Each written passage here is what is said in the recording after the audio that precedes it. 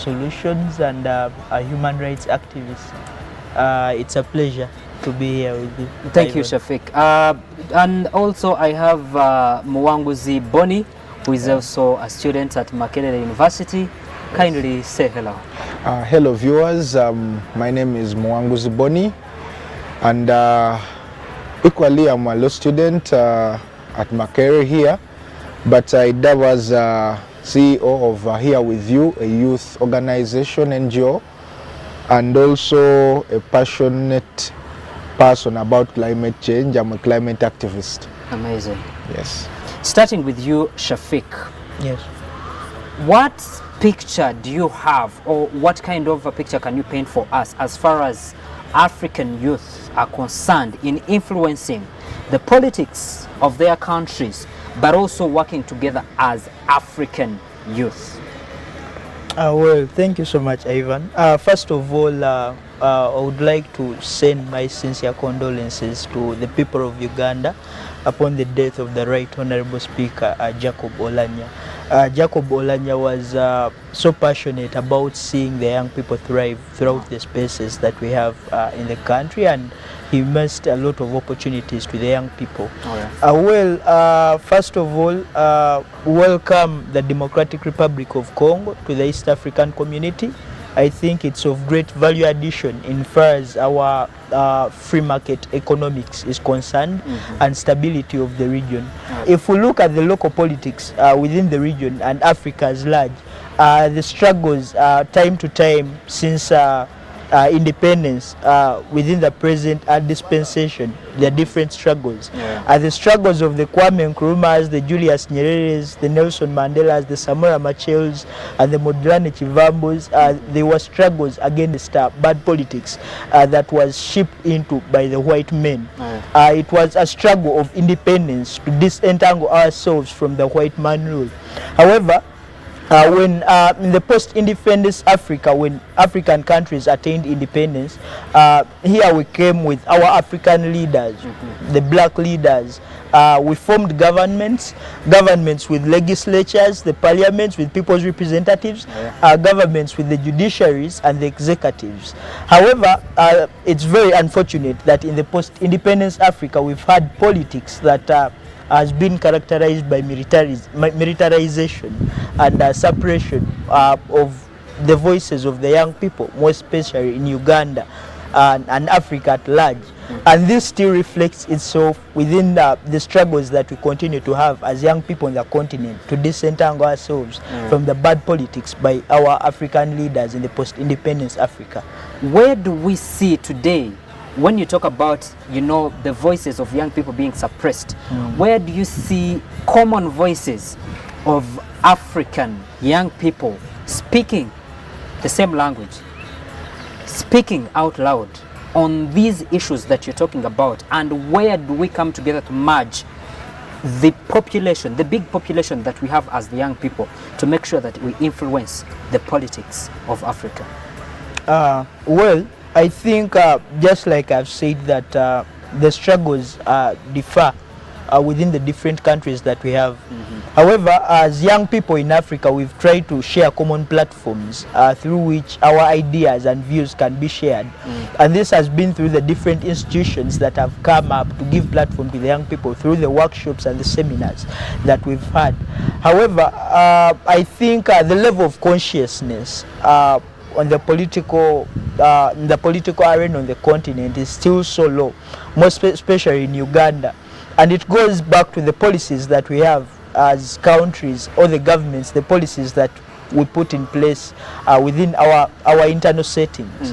Under environments whereby the African people can't air out their views and assert their voices locally, it's very hard for them to have a unanimous voice on the African continent, to have this voice be heard globally, even beyond the precincts of Africa.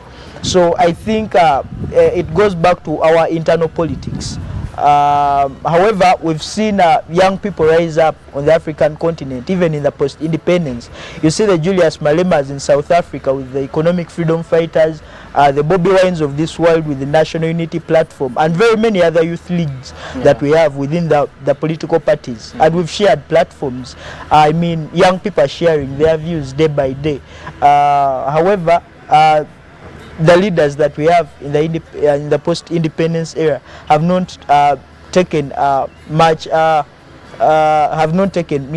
upon themselves to see that young people thrive. Amazing. You see, I cut you short from there. When you talk about, for example, the Bob Wines of today, the Malemas of today, we see a lot of influence Malema is having in South Africa.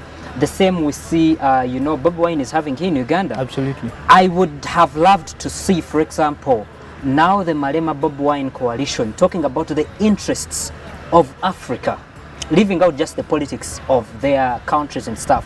Where do we see that voice, seeing someone from South Africa, someone from East Africa, someone from North Africa, from West Africa, that we have those voices, we can say these are the voices of young people who confront the interests of Africa.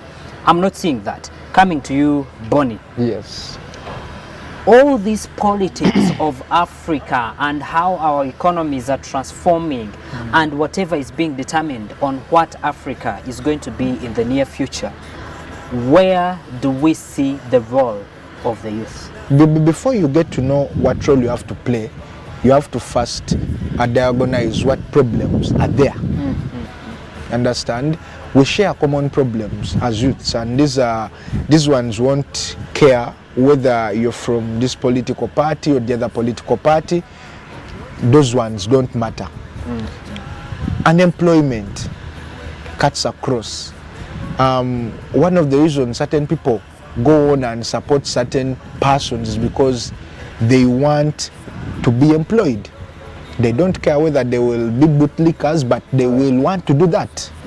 In the tropics, we suffer from malaria. Down south, I think they have, every place has its own diseases. And the challenges there, they must be countered by us, understand? But how do we then counter these challenges with the political sidelining we have?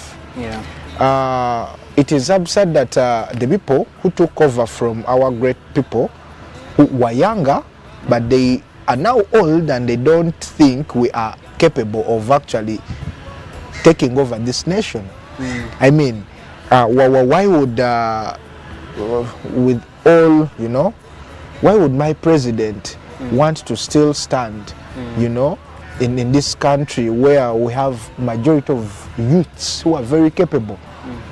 I mean, we should take over these spaces and we change all these things the way we feel we can change them, because at the end of the day, the problems of the youths must be solved in the ways of the youth. But don't you think you're just going for blame game and going away from your responsibility? If we say maybe the positions of the presidents, the MPs, those are very few positions. Yes, they are decision-making positions, but then I want us to look at what we can be able to do as young people where we are. For example, we talk about agriculture. I know maybe in the village you have where you do agriculture from and stuff. Right now we have this big population of the East African community. We have the Africa Free Trade Zone. So what are we doing as the young people to make sure that we empower ourselves, but also position ourselves right to be able to benefit from these opportunities? As we are talking about the entry of DRC into the East African community, over 92 more million people coming on board, and all this huge population, how can we be able to utilize that as young people to be able to transform ourselves? Thank you. When you talk of DRC, the entry into the East African community, it means more integration. I had a chance. I traveled through East Africa recently to Tanzania, Kenya. But I'll tell you, what we have on paper is actually very different from what is in practice. Implemented. That you will say we need integration, but if we reached a place, we reached a point of I think it was in Mutukula, we had to pay something To be able to to get be able into- to get into Tanzania. Wow. Yet yet we have this thing of this is we are in East Africa. This is an integration. I mean, we should understand that the entry of DRC is more political than anything else. Understand? And what is not political anyway? I mean, our leaders have taken us down that path, and it's absurd that we are now having to look at things in a political view. But one, DRC comes into the East African community where we have failed to have a currency of our own. We have failed to fully integrate. You know, integration feels simple, but it won't help us not until we have a common language which cuts across, because then it will not be meaningful if personally I transact in this language, you transact in the other one. You won't feel the integration. These people will still feel we can actually be on our own. We don't need these people. We are talking of the markets. You want to talk of markets. How much do you produce? What do you import? Because with the addition of the 92 million people, you should be able to have something substantive you take to the 92 million people. But what do we have in Uganda? What do we produce personally? I think, Bonnie, you're being a bit more pessimistic. How can we be, positive and optimistic about this initiative?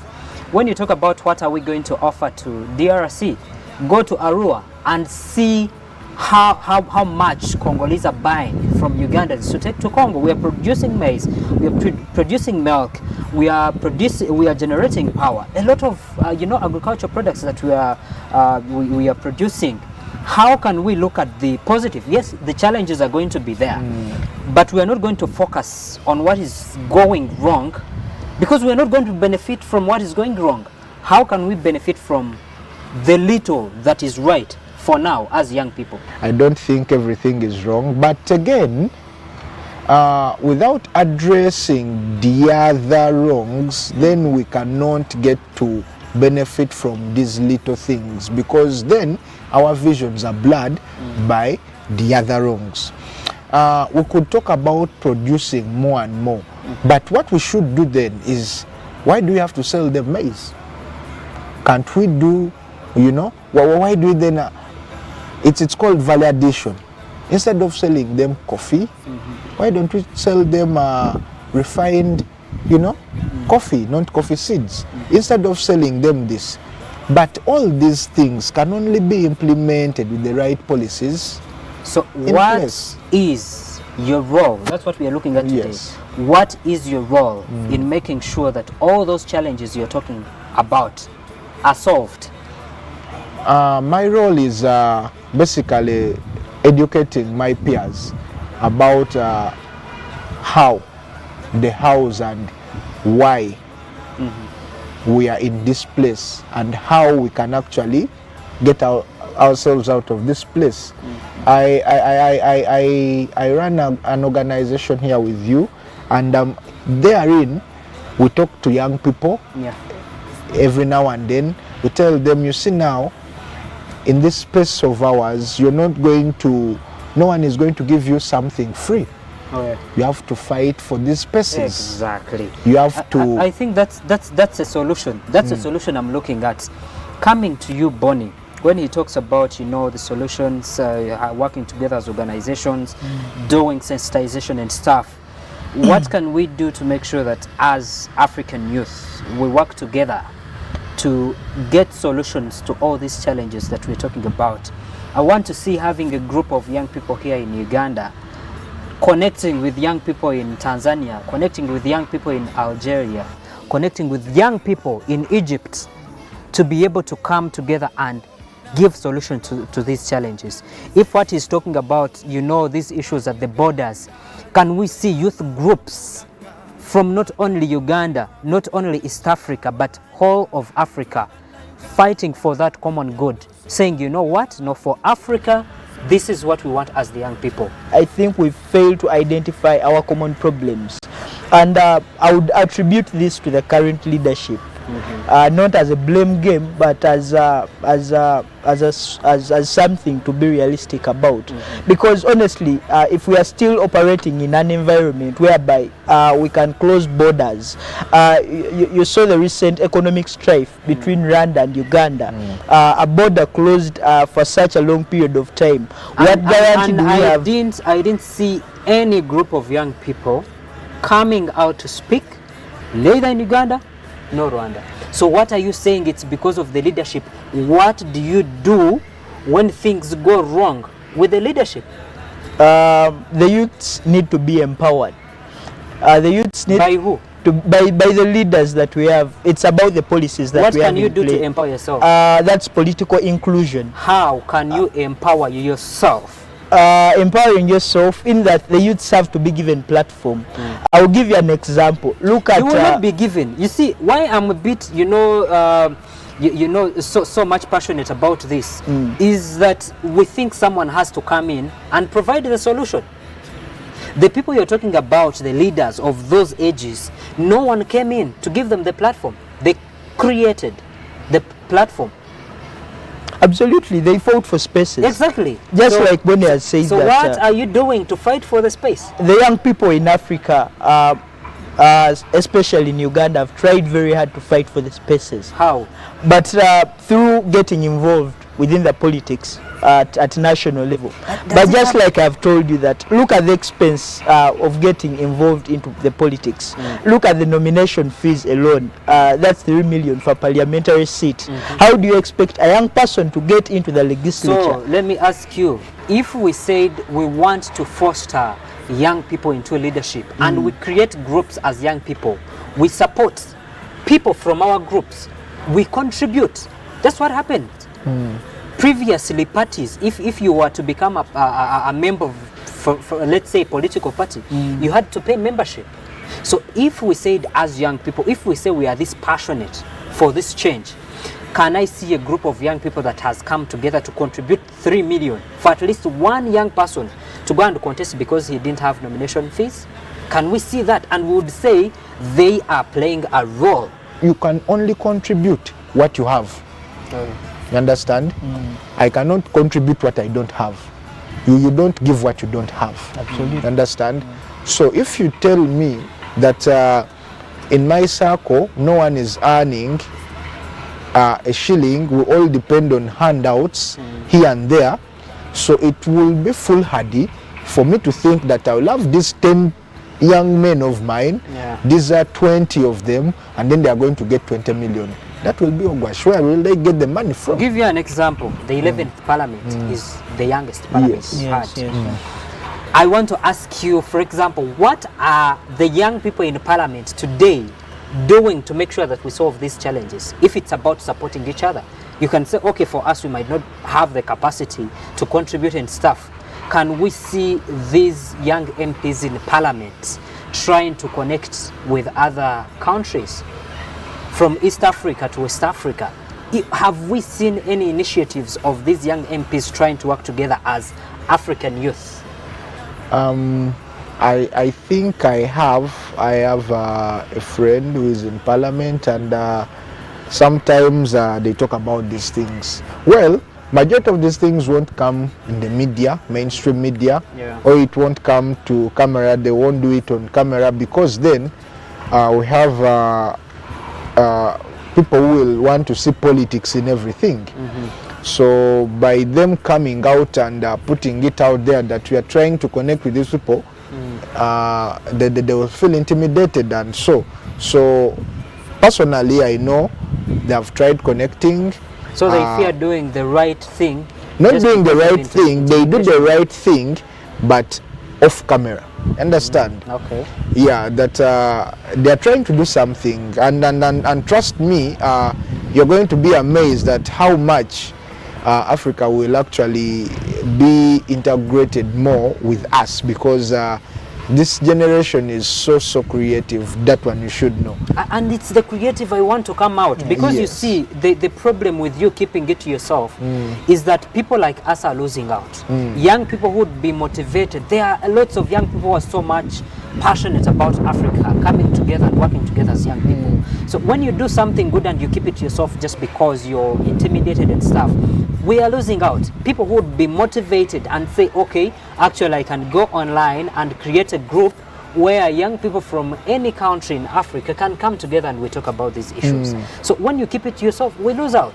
I think this goes back to the realistic political arena that we're having multi-party politics. At the back of these political parties, we have different interests. While our colleagues in the NRM go for falsified preferences, even when the truth tends to reflect itself, people tend to shy away from really what happens on ground.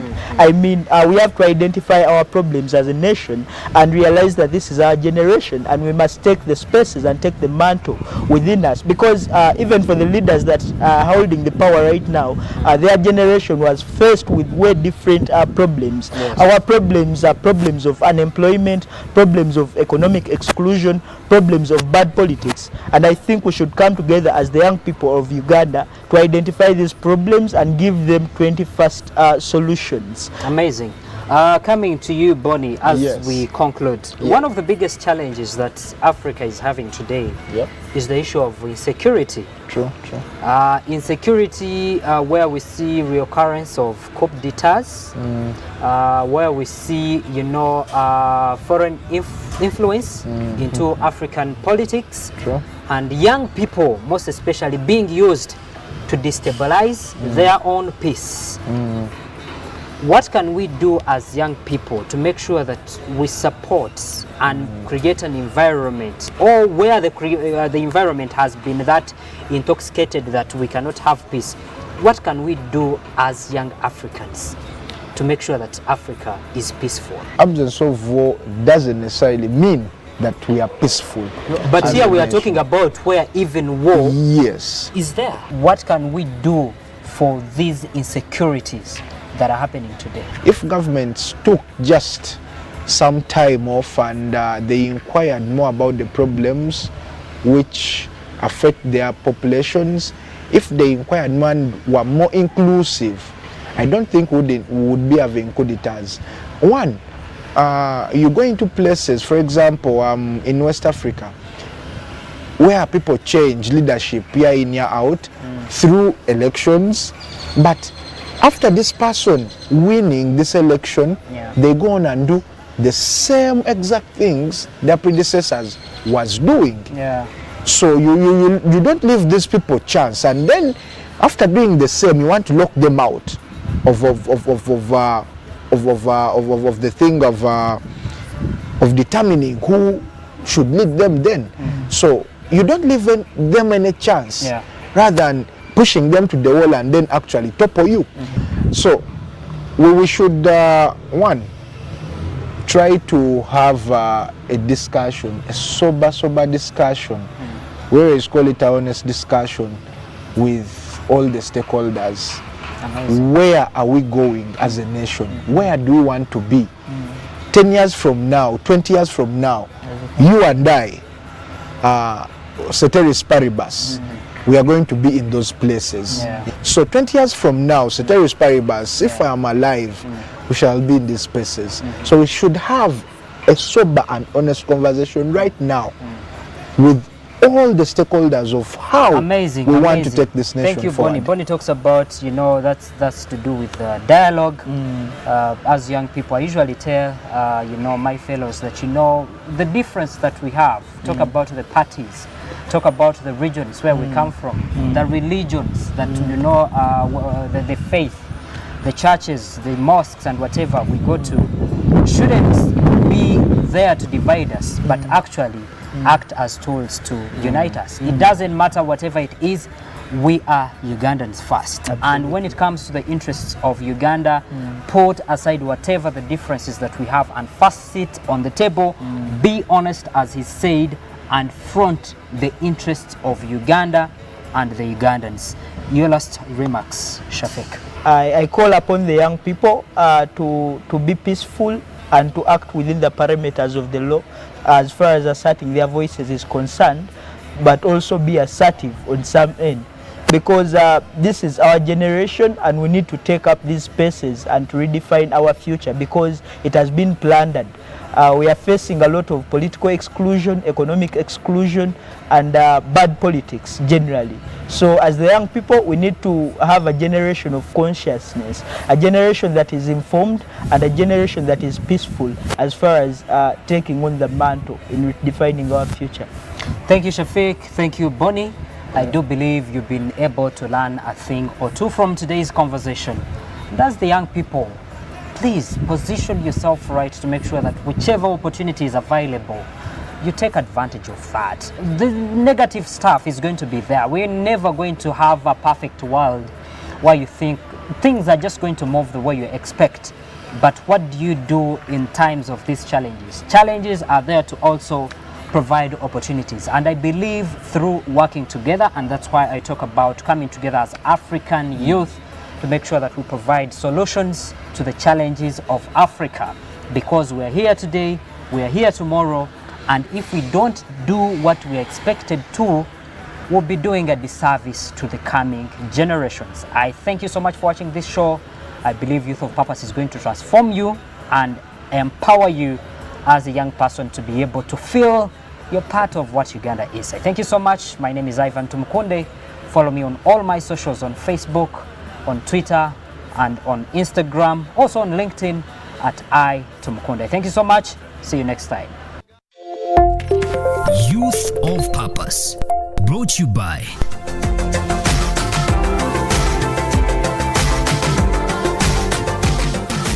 Uganda First.